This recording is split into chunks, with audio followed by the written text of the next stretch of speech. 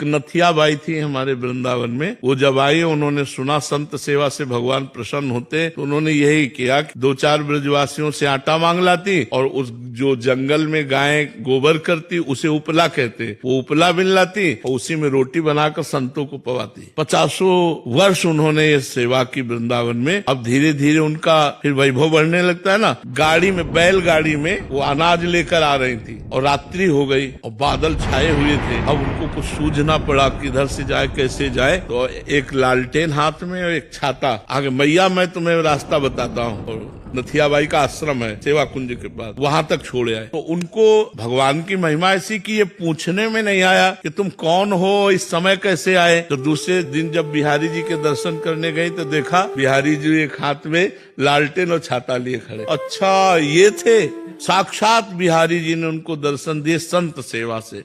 एक जज स्वामी हुए हैं, नारायण स्वामी उन्हें कहते हैं। तो एक आदमी को उन्होंने फांसी की सजा दी। वकीलों के द्वारा जो साक्ष्य दिए गए, सबूत दिए गए, उनके अनुसार फांसी की सजा दी। वो रोते हुए जिसको फांसी की सजा दी कहा कि आपने तो सजा दे दिया, लेकिन फिर भी मैं आपसे कहता हूँ मैं निर्दोष हूँ, मैं अपराधी नहीं हूँ। सजा तो आपने दे दी, लेकिन मैं फिर भी कहता हूँ मैं निर्दोष हूँ। और रो के बोला। उनका हृदय हिल गया। उन्होंने कहा अगर कोई परमात्मा है और सबके हृदय में है और ये रो के बोल रहा मैंने फांसी की सजा दे दी, तो मुझे संकेत मिलना चाहिए। अंदर से संकेत मिला, निर्दोष है। अंदर से एकदम शीतलता हुई, आया निर्दोष है। तो उन्होंने कहा कि अपने निर्णय को मैं यही रोकता हूँ, कुछ तारीख और देखने के बाद सही निर्णय मैं दूंगा। मैं अपने निर्णय को यही स्थगित करता हूँ। नीचे की अदालतों से अपने आप वकीलों द्वारा, जो उसके वकील थे, वो साक्ष्य आ गए कि वो निर्दोष है और उसको मुक्त कर दिया। बस उन्होंने संन्यास ले लिया। बहुत सी बकरियों के बीच में बकरियां चरती हुई जंगल में संध्या का समय हो गया।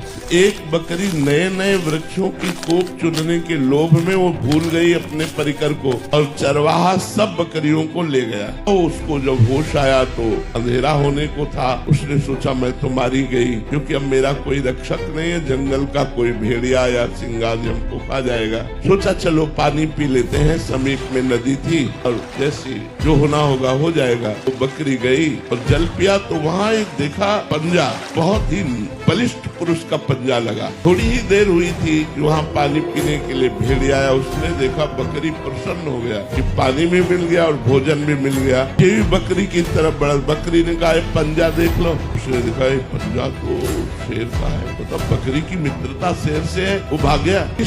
जब वो भागा तो उसे और विश्वास हो गया।